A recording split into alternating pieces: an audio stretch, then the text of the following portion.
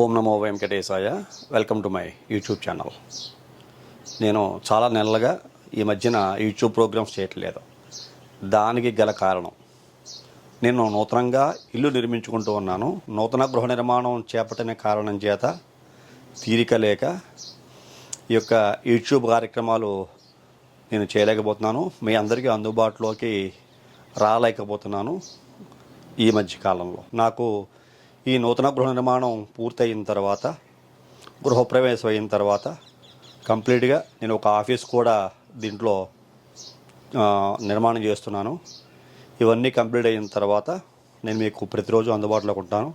ఈ యొక్క విషయాన్ని ఈ ఛానల్ వారు ప్రతి ఒక్కరు కూడా గమనించగలరు అని ప్రత్యేకంగా మరీ తెలియజేస్తున్నాను. అలాగే చాలామంది కూడా ఫోన్ చేసి నన్ను అడుగుతున్నారు, గురువుగారు మీరు ఈ మధ్యన అందుబాటులోకి రావట్లేదు ఏమిటి అని చెప్పేసి అని. దానికి గల కారణం అయితే నేను ఇల్లు కట్టుకునేటువంటి పనుల్లో బిజీగా ఉండి రాలేకపోతున్నానని మరీ తెలియజేస్తున్నాను. ఇంకా కార్యక్రమంలోకి వెళ్తే, ఈ యొక్క గ్రహాల యొక్క స్థితిగతుల్లో అనేక రకాల మార్పులు సంభవించాయి ఈ ఉగాది పండగ నుంచి. అందులోనూ ఈ త్రిగ్రహ కూటమి, చాతుర్గ్రహ కూటమి, పంచగ్రహ కూటమి, షష్ఠగ్రహ కూటమి ఇవన్నీ నడుస్తూ ఉన్నాయి. ప్రస్తుతం ఇలాంటి గ్రహ కూటములు నడుస్తున్న సందర్భంలో మనకి దీర్ఘకాలిక సంచార గ్రహాలుగా చెప్పినటువంటి శని కానీ, గురుడు కానీ, రాహుకేతుల యొక్క మార్పు కానీ జరగబోతున్నాయి. అందులో ముఖ్యంగా మనకి మార్చి 29వ తారీఖున శని యొక్క మార్పు జరిగింది. శని కుంభరాశిలో సంచారం చేసేటువంటి ఈ యొక్క శని మీనరాశులకి మారాడు. ఈ మీనరాశులకి మార్పు చెందిన శని చాలా అఖండమైన రాజయోగాన్ని కలిగిస్తున్నాడు అని చాలా యూట్యూబ్ ఛానల్స్లో మీరు అందరూ చూసే ఉంటారు. కొన్ని రాశుల వాళ్ళకైతే పట్టిందల్లా బంగారమా అన్నట్లుగా ఉండేటువంటి అఖండమైన రాజయోగం కలుగుతోంది అని చెప్పేసి అని. ఇది ఎంతవరకు నిజం? ఇతర గ్రహాల యొక్క మార్పులు కూడా చెందాలి కదా. గురుడు మారాలి. గురుడు మే 14వ తారీఖున మారతాడు. అలాగే రాహుకేతుల యొక్క మార్పు జూన్ నెల ఉంటుంది, అవి కూడా మారాలి. అంటే ఓవరాల్గా చూసుకుంటే ఈ రాహుకేతులకు మార్పే కానీ, గురుని యొక్క మార్పే కానీ, శని యొక్క మార్పు జరిగిన సందర్భంలో ఎలాంటి ఫలితాలు, ముఖ్యంగా ఈ శని యొక్క మార్పు వలన అఖండ రాజయోగాన్ని పొందబోయేటువంటి 3 రాసుల వాళ్ళు ఉన్నారు. ఈ 3 రాసుల వాళ్ళు నిజంగానే అఖండ రాజయోగాన్ని పొందబోతున్నారా అనేటువంటి పరిశీలన కనుక చేస్తే, అందులో మొట్టమొదటి రాశి వృషభ రాశిగా తీసుకుంటాం. ఎందువల్ల అంటే శని ఎప్పుడు కూడా 3, 6, 11 స్థానాలు యోగిస్తుంటాడు. అలాగే గురుడు కనుకైతే 2, 5, 7 అలాగే 9, 11 స్థానాల్లో గురుడు యోగిస్తుంటాడు. అలాగే రాహుకేతులు కామనగానే 3, 6, 11 స్థానాలు యోగిస్తుంటారు.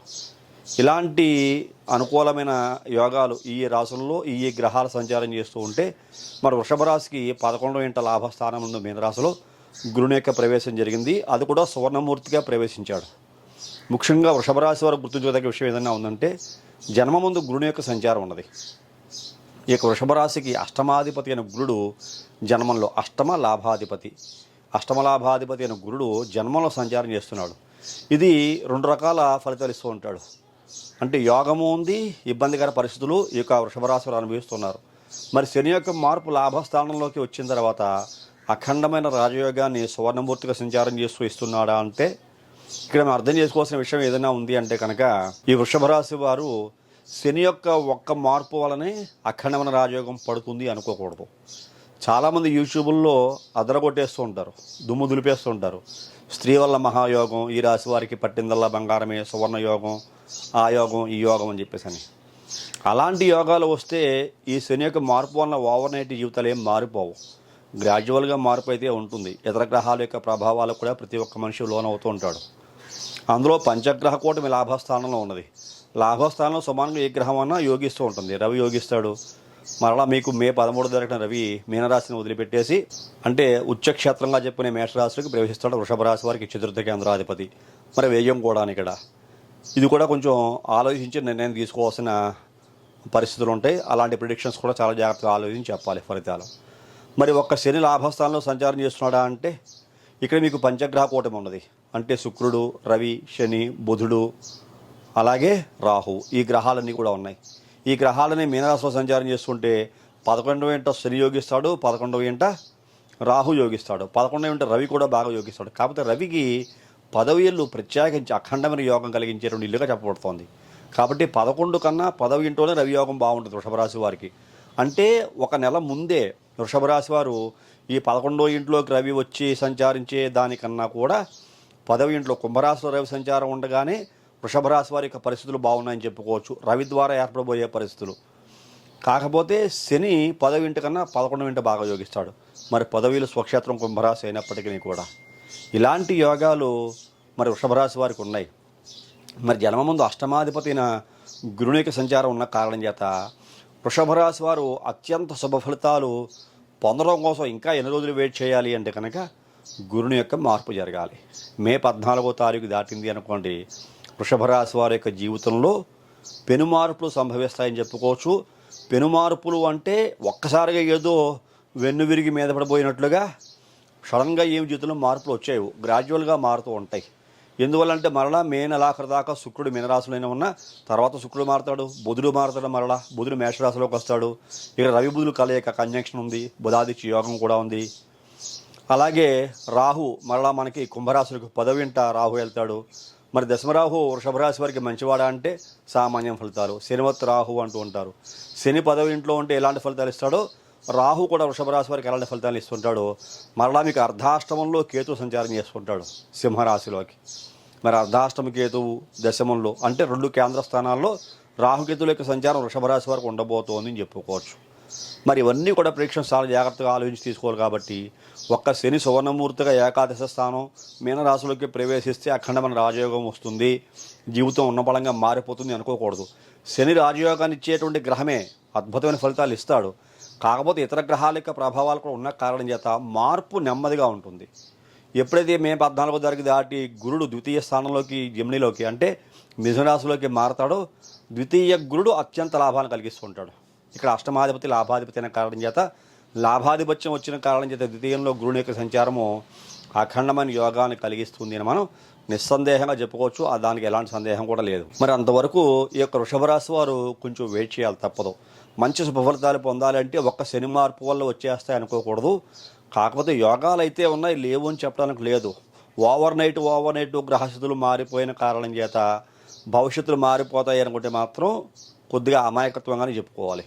ఎందువల్ల అలాంటి భవిష్యత్తులు మారిపోతాయి. ఇప్పుడు మేమే ఉన్నాం యాజ్ ఏ ఆస్ట్రాలజర్స్గా, సిద్ధాంతులుగా శని మారిపోయాడు కాబట్టి యోగం కలుగుతుంది అని చెప్తాం. అందరికీ ఏం మారిపోదు, అందరికీ ఏం కలగదు.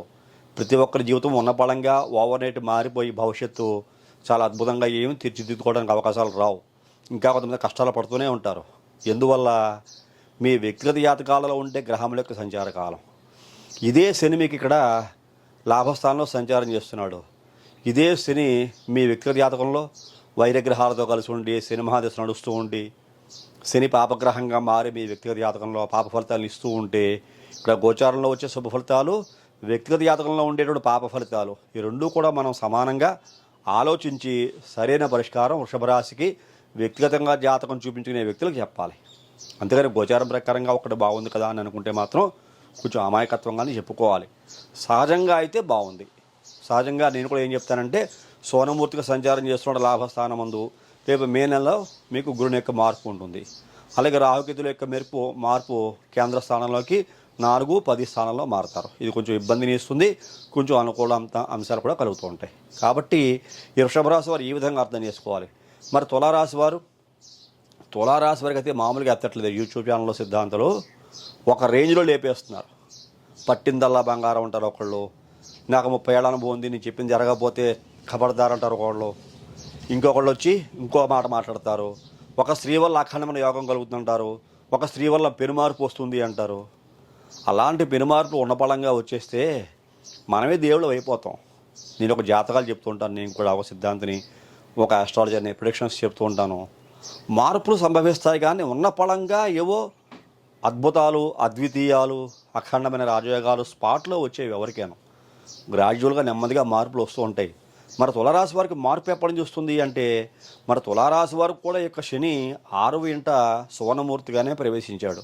మరి 6వ ఇంట రాహు యొక్క సంచారం యోగిస్తుంది, 6వ ఇంట రవి కూడా బాగా యోగిస్తాడు. మరి శుక్రుడు 6వ ఇంట ఉచ్చక్షేత్రంలో ఉన్నాడు మీనరాశిలో. ఈ శుక్రుడు ఉచ్చక్షేత్రంలో ఉన్న కారణం చేతనే స్త్రీ వల్ల లాభాలు అని చెబుతున్నారు చాలామంది. అది చాలా పొరపాటుగా చెప్పుకోవాలి. మరి రవి కూడా ఉన్నాడు కదా అక్కడ, రవికి మిత్రక్షేత్రం, శనికి మిత్రక్షేత్రం, అలాగే బుధుడికి మళ్ళీ నీచస్థానం మీనరాశి, ఇది కూడా గమనించాలి. అంటే మరి తులారాశికి భాగ్యాధిపతి నీచస్థానపతి ఉన్నాడు, కాకపోతే ఇక్కడ మిత్ర సాంగత్యం ఉన్నది. మిత్ర సాంగత్యం అంటే శని బుధ శుక్రగ్రహాలు మీనరాశిలో ఉన్న కారణం చేత ఇక్కడ బుధుడు భాగ్యాధిపత్యం, అంటే మిథున రాశి భాగ్యస్థానం అవుతుంది. ఇక తులరాశికి భాగ్యాధిపతి నీచబడ్డాడు కదా, భాగ్యవ్యాధిపతి.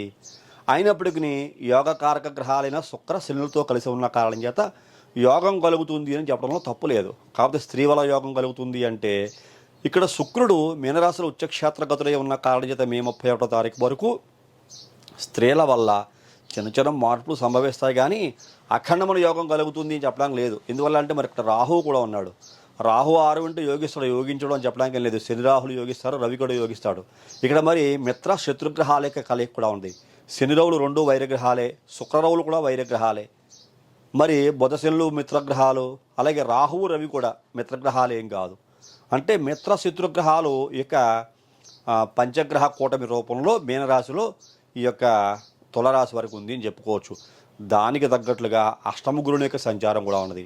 మరి వృషభ రాశి అష్టమ గురుని యొక్క సంచారం ఉంది కదా, అఖండమైన రాజయోగం వచ్చేస్తుందా అంటే గురుడు ఎప్పుడైతే మే 14వ తారీఖు వరకు మారడో అంతవరకు రాజయోగం పట్టేస్తుంది అని చెప్పకూడదు. రాజయోగం 14వ తారీఖు మే 14వ తారీఖు దాటిన తర్వాత రాజయోగం పట్టడానికి అవకాశాలు కల్పింపబడుతున్నాయి, అక్కడి నుంచి వస్తూ ఉన్నాయి. ఇందువల్ల ఈ మే 13 దాటితేనే మీకు రవి అఖండమైన యోగాన్ని కలిగిస్తున్నాడు. 7వ ఇల్లు అయినప్పటికీ సమసప్తక క్షేత్రం అయినప్పటికీ ఇక్కడ మీకు తులారాశికి లాభాధిపతి అయిన రవి మేషరాశిలో ఉచ్చక్షేత్రగతులే సంచారం చేస్తుంటాడు. ఇది యోగాన్ని కలిగిస్తూ ఉంటుంది. మరలా బుధుని యొక్క మార్పు ఉన్నది, బుధాదిత్య యోగం. ఇక్కడ వక్ర సంచారమా సన్మార్గ సంచారమా అని పక్కన పెట్టేస్తే బుధుడు రవితో కలిసి మేషరాశిలో సంచారం చేస్తుంటాడు. బుధుడికి మేషరాశి మిత్రక్షేత్రమే, ఇబ్బంది ఏమి లేదు కాబట్టి ఇక్కడ మంచి యోగమే కలుగుతుంది అని చెప్పుకోవచ్చు. అలాగే గురుని యొక్క మార్పు జరగాలి. గురుడు ఎప్పుడైతే మిథున రాశిలోకి ఎప్పుడైతే చాలా అద్భుతంగా 9వ ఇంట్లోకి సంచారం చేస్తాడో, ప్రవేశిస్తాడో, అక్కడి నుంచి 6వ ఇంట్లో శని యొక్క సంచారము, 9వ ఇంట్లో గురుని యొక్క సంచారము, అలాగే ఈ నెలలో ఈ ఏప్రిల్ 13 నుంచి మే 13 వరకు రవి మేషరాశిలో సంచారం, అలాగే మే 13 తారీఖు గురుడు మారడం, రవి యొక్క మార్పు, రవి యొక్క బలం ఉంది. అంటే ఓవరాల్గా చూసుకుంటే గురుడు మే 14వ తారీఖు నుంచి ఏమో మిథునరాశిలోకి వచ్చి యోగాన్ని కలిగిస్తున్నాడు, శని మీనరాశిలో యోగాన్ని కలిగిస్తున్నాడు. రాహు కూడా మరలా మీకు మీనరాశిని వీడి కుంభరాశికి ప్రవేశిస్తాడు 5వ ఇంట్లోకి. 5వ ఇంట్లో ఈ యొక్క తులరాశికి రాహు యోగాన్ని కలిగిస్తున్నాడు. కాకపోతే అందరూ గుర్తుంచుకోదగ్గ విషయం, స్త్రీ వల్ల లాభం కలుగుతుంది, స్త్రీ లాభం కలుగుతుంది, అఖండమైన రాజయోగం, నాకు 30 ఏళ్ళ అనుభవం, 50 ఏళ్ళ అనుభవం, నేను చెప్పింది జరిగిపోతుంది అని మనం చెప్పుకోకూడదు. ఎందువల్ల చెప్పుకోకూడదంటే వ్యక్తిగత జాతక పరిశీలన ఇది చాలా ప్రముఖమైన పాత్ర పోషిస్తూ ఉంటుంది. గోచారం ప్రకారంగా ఇంతటి యోగం ఉంది, వాస్తవమే. జీవితంలో పెనుమార్పు సంభవించే అవకాశం కొంతమందికి ఉంటుంది, కొంతమందికి సంభవిస్తాయి. 100 మందిలో ఒకరు మారిన ఆ 100 మందికి వాని యొక్క జీవితం మన ఆదర్శంగా చూపిస్తాం. రాముడే అందరికీ ఆదర్శప్రాయుడు. అలాగే రాముడిని చూసి మంచి నేర్చుకోవాలని శాస్త్రం చెప్పింది. అలాగే ఒక వ్యక్తి యొక్క జీవితం భవిష్యత్తు మారింది అనుకోండి, ఆ వ్యక్తి యొక్క భవిష్యత్తు మారిపోయింది, గ్రహాలు మారిన తర్వాత అని ఆదర్శంగా చూపించి మిమ్మల్ని బాగుపడమని చెబుతాం, బాగుపడే అవకాశాలు రాబోతున్నాయని చెబుతాం. మరి వ్యక్తిగత జాతకాలను ఏం చేస్తాం? ప్రతి ఒక్కరి జాతకం చూడం కదా. అలాగే తులారాశికి చెందిన ప్రతి ఒక్కరి జాతకం కూడా పరిశీలిస్తే మీ వ్యక్తిగత జాతకాల్లో ఉండే గ్రహాల యొక్క స్థితిగతులు, యోగావయోగాలు తెలుసుకుని వాటికి ఈ గోచారం ప్రకారంగా వచ్చేటువంటి పరిస్థితులకి సమానమైన ఫలితాలు తీసుకుని మీకు తెలియజేస్తే అప్పుడు మీ వ్యక్తిగత జాతకంలో ఉండేటువంటి దోషాలు, యోగాలు రెండు కూడా మీరు తెలుసుకుని దానికి తగ్గట్లుగా ప్రవర్తించుకునే అవకాశం కలుగుతుంది. అంతేగాని ఏదో యోగం కలుగుతుందని చెప్పేసాను గోచారం ప్రకారంగా మీరు బాహాటంగా పెద్ద మీరు కమిట్మెంట్స్ ఇచ్చేసి గోచారం ప్రకారంగా నాకు ఇంత బాగా లాభం కలుగుతుందన్నారు, లేకపోతే స్త్రీ లాభం కలుగుతుంటే అమ్మాయిలకి ప్రపోజ్ చేయటం, లేకపోతే విచ్చలవిడిగా వెరితనంగా ప్రవర్తించడం, ఇలాగ ప్రవర్తించి లాభాలు కలగట్లేదని మీరు ఆస్ట్రాలజర్స్ని, సిద్ధాంతుల్ని నిందించడం వల్ల మీరే నవ్వుల పాలు అవుతారు, కానీ శాస్త్రం ఎక్కడ నవ్వుల పాలు కాదు. అందుని ముఖ్యంగా వ్యక్తిగత జాతక పరిశీలన అనేటువంటిది చాలా ప్రముఖమైన పాత్ర పోషిస్తుంది అని నేను ఒక్కసారి మరీ తెలియజేస్తాను. కాకపోతే సువర్ణమూర్తిగా మీకు శని తులారాశి వారికి అనుకూలంగా ఉన్నాడు. తులారాశికి శని ఒక్కడే కాదు, ఇతర గ్రహాలకు అనుకూలత కూడా చాలా అద్భుతంగా ఉండబోతుంది రేపు రాబోయే రోజుల్లో.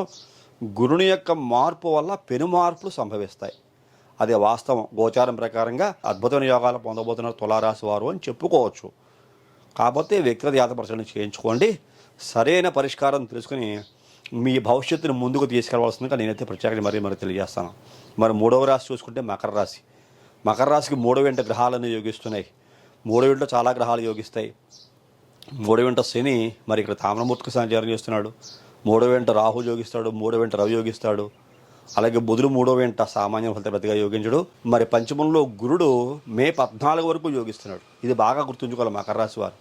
మరి 14వ తారీఖు నుంచి 6వ ఇంట మారుతాడు. షష్టమ స్థానంలో సంచారం చేస్తాడు. ఎప్పుడైతే మీకు 6వ ఇంట మిథున రాశిలోకి గురుని యొక్క మార్పు ప్రవేశము జరిగిందో మకర రాశి వారికి ఒక్క శని వల్ల యోగం కలుగుతుంది. మరి ద్వితీయంలో ధన కుటుంబ స్థానంలోకి రాహు ప్రవేశిస్తాడు. రవి మారిపోతాడు. బుధుడు మారిపోతాడు. కొంతకాలం పోతే శుక్రుడు మారిపోతాడు. ఈ పంచగ్రహ కూటమి, చాతుర్గ్రహ కూటమి, త్రిగ్రహ కూటమి, ద్విగ్రహ కూటమి, ఈ గ్రహ కూటములన్నీ పలచబడిపోతూ ఉంటాయి. గ్రహస్థితులన్నీ కూడా మారిపోతూ ఉంటాయి. కాబట్టి మకర రాశి వారు కాకపోతే జాగ్రత్తగానే ఉండాలి. మే 14 వరకు మాత్రం బాగుందని చెప్పుకోవచ్చు. చాలా బాగుంది మకర రాశి వారికి. ఈ మే 14వ తారీఖు లోపల మకర రాశి వారు మీకు సంబంధించిన వ్యక్తిగతమైన పనులు, ముఖ్యమైన పనులు ఏదైనా ప్రారంభం చేయాలనుకుంటే ప్రారంభం చేసుకోండి. ఇది చాలా మంచి సమయం. ఈ సమయాన్ని దాటపెట్టుకోకండి. ఎందుకంటే ఇక్కడ మనకి ముహూర్త కాలాలు చెప్పబడ్డాయి. ఈ ముహూర్తంలో, మంచి ముహూర్తాలలో, గ్రహాల యొక్క స్థితిలో అనుకూలంగా ఉన్న సందర్భాలలో మీరు ప్రారంభం చేయబోయేటువంటి ముఖ్యమైన పనులన్నీ కూడా చాలా సక్రమంగా ముందుకు వెళ్తాయి. మంచి శుభ ఫలితాలు ఇస్తూ ఉంటాయి. కాబట్టి గురుడు మీకు పంచమంలో వృషభ రాశిలో ఉండి మంచి ఫలితాలు ఇస్తూ ఉంటే ఆ వృషభ రాశినాథుడైన శుక్రుడు మీనరాశిలో ఉచ్చక్షేత్రగతులే అఖండమైనటువంటి యోగాన్ని కలిగిస్తూ, శని కూడా రాశ్యాధిపతి అయిన శని కూడా మీకు 3వ ఇంట యోగాన్ని కలిగిస్తూ, రాహువు కూడా మీకు అత్యంత అద్భుతంగా యోగాన్ని కలిగిస్తున్నాడు 3వ ఇంట అని చెప్పుకోవచ్చు. కాబట్టి ఈ యొక్క మకర రాశి వారు అద్భుతాల జల్లు, అద్భుతాల సమయము మే 14 దాకా ఉందని చెప్పుకోవచ్చు. మే 14వ తారీఖు దాటిందంటే గురుని యొక్క మార్పు 6వ ఇంట్లోకి పెడుతుంది. ఈ యొక్క మిథున రాశిలోకి ఎంతైనా ఫలితాలు కొంచెం పలచబడతాయి. కాబట్టి ఈ యొక్క విషయాలు గుర్తుంచుకోండి. స్త్రీల వల్ల మార్పు జరిగిపోతుంది అంటే కనుక ఏదో పెనుమార్పులు వచ్చేస్తాయి, సడన్గా ఉన్న బలంగా జీవితం మారిపోతుందని కాదు. ఈ వృషభ రాశి వారు, తులారాశి వారు, మకర రాశి వారు ఈ విషయాలు బాగా గుర్తుంచుకోండి. అంటే మిగిలిన రాశి వాళ్ళు కూడా గుర్తుంచుకోవాలి. కాకపోతే శని ఈ యొక్క స్థానాల్లో మారిన తర్వాత ఈ రాశులకి అఖండమైన యోగాన్ని కలిగిస్తున్నాడు. మిగిలిన రాశులు కలిగించట్లేదా అని కాదు. మీనరాశి వాళ్ళకేమో ఏలినాటి శని, అలాగే మేషరాశికి కూడా ఏలినాటి శని ప్రారంభమైంది. మరి మొన్న మార్చి నెలాఖరు నుంచి ఈ యొక్క మార్చి 31వ తారీఖు నుంచి, మార్చి 30వ తారీఖు నుంచే మేషరాశి వరకు కూడా ఏలినాటి శని ప్రారంభమైంది. వ్యయంలోకి మీనరాశిలోకి శని ప్రవేశంతో, అలాగే మీనరాశి వారికి జన్మంలో శని ఉన్నాడు. కాబట్టి ఈ యొక్క కుంభరాశికి కూడా అంతే, ద్వితీయంలో శని ఉన్నాడు, ఏలినాటి శని. అలాగే కొంతమందికి అష్టమ శని, కొంతమందికి అర్ధాష్టమ శని, కొంతమందికి కంటక శని. ఇవన్నీ కూడా ఆలోచించుకోవాలి ఈ ఇతర రాశుల వాళ్ళకు కూడా. మరి గురుని యొక్క ప్రభావం కొన్ని రాశుల వాళ్ళకి బాగుంటుంది. అంటే ధనుసు రాశి వారికి మే 14 తారీఖు దాటిన తర్వాత మిథున రాశిలోకి 7వ ఇంట్లోకి ధనుసు రాశిలోకి గురుడు ప్రవేశిస్తాడు. మరి వాళ్ళకి బాగుంటుంది సప్తమ గురుడు. అలాగే కుంభరాశి వాళ్ళకి పంచమంలోకి వెళ్తాడు. కుంభరాశి వాళ్ళకి ఏలినాటి శని ఉన్న గురుని యొక్క శుభదృష్టి కూడా ఉంటుంది. నవమ దృష్టి కుంభరాశి మీద ఉంటుంది.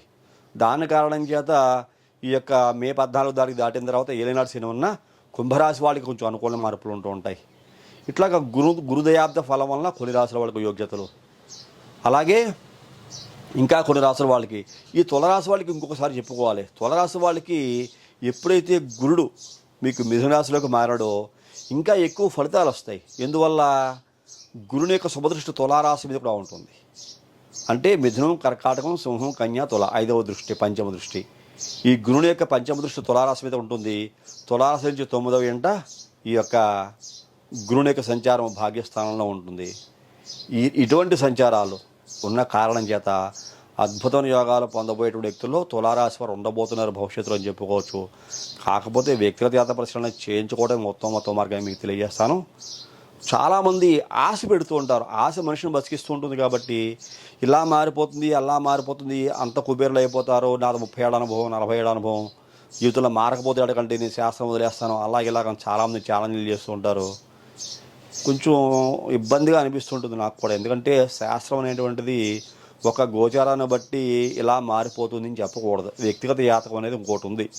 వ్యక్తిగత జాతకాన్ని, గోచార ఫలితాన్ని రెండూ కూడా అన్వయించుకొని ఆ రెండింటి యొక్క పరిస్థితుల్ని అన్వయించుకున్న తర్వాత వచ్చే ఫలితాన్ని చెప్పుకుంటే ఆ ఫలితంలో మీకు అనుభవంలోకి చాలా వరకు వస్తూ ఉంటాయి. అంతేగాని ఒక గోచారాన్ని బట్టి అనుభవంలోకి వచ్చేస్తుంది అంటే కొంతమందికి గోచారం ప్రకారంగా వ్యక్తిగత జాతకంలో కలిసిపోయి అనుభవంలోకి వస్తాయి కాబట్టి వాళ్ళు సక్సెస్ అవుతుంటారు. కాబట్టి మీ అందరికీ ఈ విషయం నచ్చింది అనుకుంటున్నాను, సబ్జెక్ట్ అర్థమైంది అనుకుంటున్నాను. మీ అందరికీ నచ్చితే ప్రతి ఒక్కరూ లైక్ చేయండి, షేర్ చేయండి, సబ్స్క్రైబ్ చేయండి. ప్రతి ఒక్కరూ మీ వ్యక్తిగత జాతకాన్ని పరిశీలన చేయించుకునే ప్రయత్నం చేయండి. మీరు ఎవరన్నా మీ పర్సనల్ హారోస్కోప్ నా ద్వారా అనాలిసిస్ చేయించుకోవాలి అనుకుంటే పక్కనే కనబడుతున్న నెంబర్కి ఫోన్ చేయండి. మీ డేట్ ఆఫ్ బర్త్ విషయాలు తెలియజేసి జాతక పరిశీలనకు రుసుము కూడా చెల్లించి జాతక పరిశీలన చేయించుకుని ఏదైనా దోషాలకి పరిహారాలు తెలియజేస్తే అవి కూడా చేయించుకుని మంచి భవిష్యత్తు పొందవస్తుందిగా తెలియజేస్తాను. అలాగే నా వీడియోలు ఎక్కువగా రావటం లేదు, నేను తరచుగా యూట్యూబ్లో నా ప్రోగ్రామ్స్లో నా ఛానల్స్లో కనిపించట్లేదు, చాలామంది ఫోన్ కూడా చేసి అడుగుతున్నారు. మరీ తెలియజేస్తాను ఇంకొకసారి. నేను గృహ నిర్మాణం చేసుకుంటున్నాను, ఇల్లు కట్టుకుంటూ ఉన్నాను. అందు కారణం చేత నేను మీకు ఎక్కువగా యూట్యూబ్లో నా ఛానల్స్లో ఈ ఆస్ట్రాలజీ, న్యూమరాలజీ సంబంధించిన ప్రోగ్రామ్స్ చేయలేకపోతున్నాను. నేను గృహప్రవేశం అయిన తర్వాత ఈ పనులు ఒత్తిడిలో ఉన్న కారణం చేయలేకపోతున్నాను. గృహప్రవేశం అయిన తర్వాత నేను ఒక ఆఫీసు ప్రత్యేకించి కూడా నేనున్న ఈ కొత్తగా నిర్మించుకునే గృహంలో నిర్మిస్తున్నాను. అవన్నీ కంప్లీట్ అయిన తర్వాత మీకు చాలా విరివిగా ప్రతిరోజు అందుబాటులో ఉండే ప్రయత్నం చేస్తాను. అర్థం చేసుకోగలరు. నాతో ఎలాంటి అవసరం ఉన్నా, నా ద్వారా ఎలాంటి జాతక పరిశీలన చేయించుకోవాలన్నా ఎనీ టైం ఎప్పుడైనా మీకు ఈ ఫోన్ నెంబర్కి ఫోన్ చేయొచ్చు. నేను అందుబాటులోనే ఉంటాను. యూట్యూబ్లో రానంత మాత్రాన, ప్రోగ్రామ్స్ చేయనంత మాత్రాన నేను ఎక్కడికో వెళ్ళిపోయానని కాదు, అందుబాటులో లేను అని కాదు. అందరికీ అందుబాటులో ఉంటాను. ఎవరు ఫోన్ చేసినా సమాధానం చెప్తాను. మీరు అడిగేటువంటి ప్రశ్నలకు సమాధానం చెప్తాను. మీరు నా ద్వారా జాతక పరిశీలన చేయించుకుంటే వాటికి కూడా నేను సమాధానం చెప్తానని సవినీయంగా తెలియజేస్తూ తదుపరి వచ్చే కార్యక్రమంలో మరిన్ని ఆసక్తికర విషయాలు తెలియజేసుకుందాం. అంతవరకు సెలవు. నమస్కారం.